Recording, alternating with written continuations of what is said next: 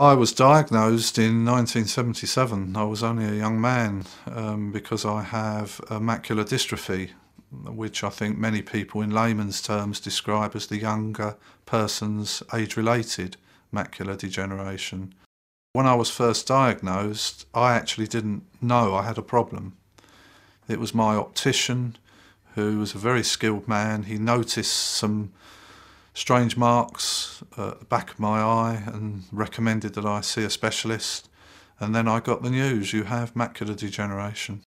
He said, you won't go completely blind. And of course, using the word blind was bad enough. Then he said, you must make provision for the future. And then he followed that up with, there's nothing can be done, so I won't need to see you again. So yeah, it was pretty devastating. In the early 80s, I was registered as partially sighted. And it was then that the impact really started to hit me. I had to find the support. I discovered the Access to Work scheme, which I think was in its early days then, which enabled me to get certain pieces of equipment. Computers weren't commonly used in offices in those days. I mean, it was the early 80s. So it was more a question of a closed circuit television, magnification, just small magnifiers that I could hold up to my eyes to try and read stuff. And with copious amounts of effort, I was able to still read to an extent, certainly to hold my job down. In 1983, I went on a 3-month rehabilitation course in Torquay, which was provided by the RNIB at the time, which, quite frankly, was more useful for me psychologically than practically, because suddenly I found myself in a world with about 85 people all facing sight loss. Some were losing the whole of their vision. I knew that was not going to happen for me. And out of that 80 odd people, 3 of us had a job. So suddenly I was projected as the lucky one. It helped me adjust quite a lot, and it made me realise, okay, I've got a difficult eye condition, but there are others that are a lot worse off than me. I mean, where it became really tricky was when I came home, back to the office again, and suddenly I was poor Dennis again. Dennis has got this eye problem. And I literally had people stopping me and saying, I'm so sorry to hear what's happening to you. And even people that I didn't really know. And it's hard to deal with that. It's what does one say when someone offers sympathy? I'm not sure I always wanted people's sympathy. You know, I just wanted to get on with things and do the best I could. When I had to stop working was really, I had a breakdown in the office. I had done quite well in my career. I'd become a senior officer in a bank. I travelled abroad quite a lot, alone. So those trips had to be planned meticulously, which I was able to do. But one day I was reading some legal documentation and I just felt I can't do this anymore. I was only 47. What am I going to do for the rest of my life?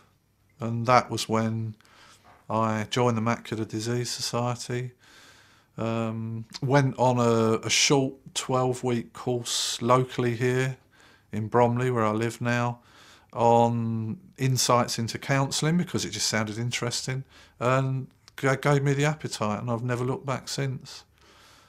With me, I think it was also being able to consciously deny what was really going on in a way where I was aware that I was doing it. It's not like it's unconscious denial. I was just able to reorganise my thinking and not think about what I couldn't do and think about what I could do.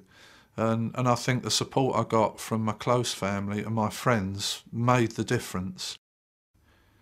If I was giving somebody advice about MD, I would say accept, or at least be made aware of all the help that's available.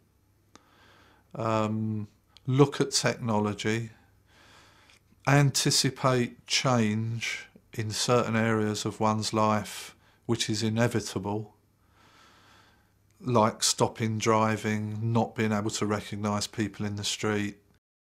So those are the negatives. But to think to themselves at the same time, I haven't actually lost everything, So where are my skills that remain? I would say to people, don't clam up, don't keep everything you're feeling to yourself. Obviously, I have a strong belief in counselling because I'm a counsellor and I run a service. I think it is so helpful for people to go to a neutral place where they don't have to worry about upsetting their partner or their family or their friends who are obviously emotional as well. In a counselling setting, one can express how one feels without worrying that the counsellor is going to be upset. And I think it's important to deal with those difficult feelings, and they will be there, most definitely.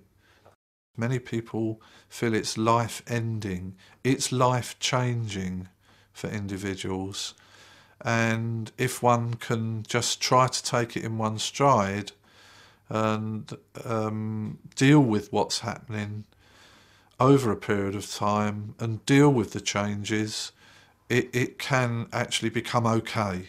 And I'm pretty happy with my life now. I don't think about what I can't do. I think about all the things and I focus on all the things that I can do. So it's not quite so bad. In fact, it's pretty good.